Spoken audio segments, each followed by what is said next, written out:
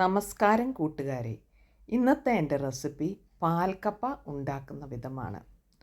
Western നാടൻ റെസിപ്പിയിലേക്ക് എല്ലാവർക്കും സ്വാഗതം. വളരെ രുചികരമായ രീതിയിൽ എങ്ങനെ പാൽക്കപ്പ ഉണ്ടാക്കാമെന്ന് നോക്കാം. ഇതിനായിട്ട് 5 കപ്പ് വെള്ളം നല്ലതായിട്ട് തിളപ്പിച്ചെടുക്കുക. ഈ തിളയ്ക്കുന്ന വെള്ളത്തിലേക്ക് 1 ടീസ്പൂൺ ഉപ്പും കൂടെ ചേർത്ത് കൊടുക്കുക. നല്ലതായിട്ടൊന്ന് ഇളക്കിയെടുക്കുക. കപ്പ വേവിക്കുന്നതിന് നമ്മൾ കൊത്തി എടുക്കുന്ന പരുവത്തിൽ തന്നെ മീഡിയം സൈസ് കഷ്ണങ്ങളായിട്ട് കൊത്തിയെടുക്കുക. ഈ കപ്പ തിളച്ചുകൊണ്ടിരിക്കുന്ന വെള്ളത്തിലേക്കിടുക.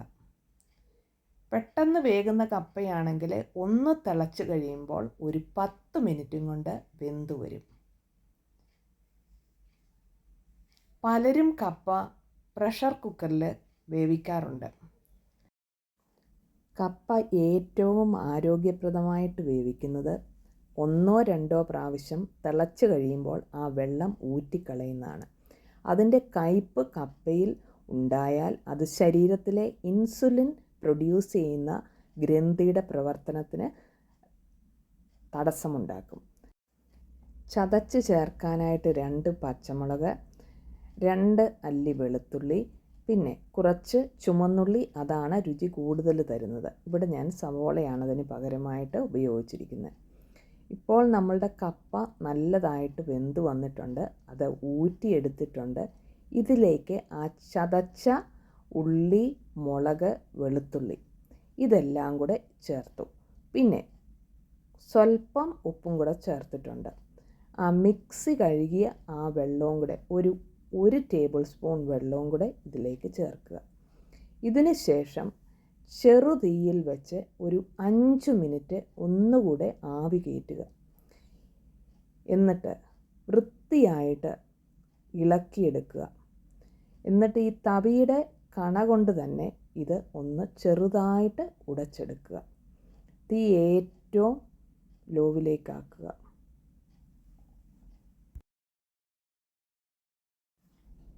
പാൽക്കപ്പയിൽ ചേർക്കുന്നതിനായിട്ട് ഞാൻ ഒരു അരമുറി തേങ്ങ മിക്സിയിൽ ഒന്നിട്ട് ചിരണ്ടിയിട്ട് അത് അടിച്ചെടുത്ത പാലാണ്.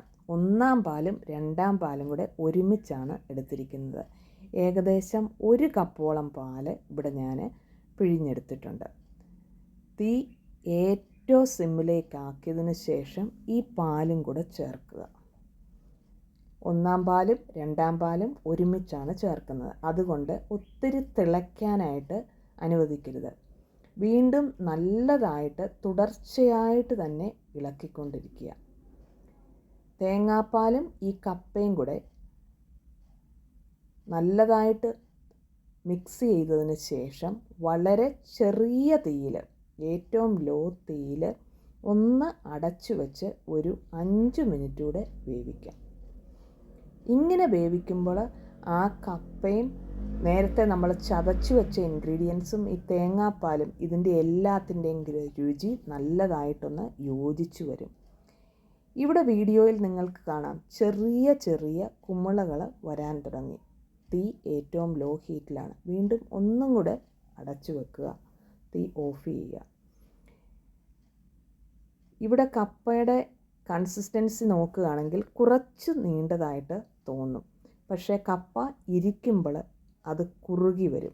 അതുകൊണ്ട് ഈ പാകമാകുമ്പോൾ ഓഫ് ചെയ്യുക.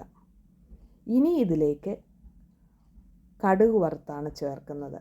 കടുക്, ചുമന്ന മുളക്, കറിവേപ്പില, കുറച്ച് ഉള്ളി ഇതെല്ലാം കൂടെ മൂപ്പിച്ചത് ഇതിലേക്ക് ചേർത്തിട്ടുണ്ട്. വെളിച്ചെണ്ണയിലാണ് കടുക് വറുത്തിരിക്കുന്നത്. വീണ്ടും ഒന്ന് അടച്ചു വെക്കുക. തീ കംപ്ലീറ്റ് ഓഫാണ്. എന്നിട്ട് ഒന്നുകൂടെ ഒന്ന് ഇളക്കിയെടുക്കുക. ഈ പാൽക്കപ്പയും നല്ല എരിവുള്ള കോട്ടയം മീൻകറിയും നല്ല കോമ്പിനേഷനാണ്.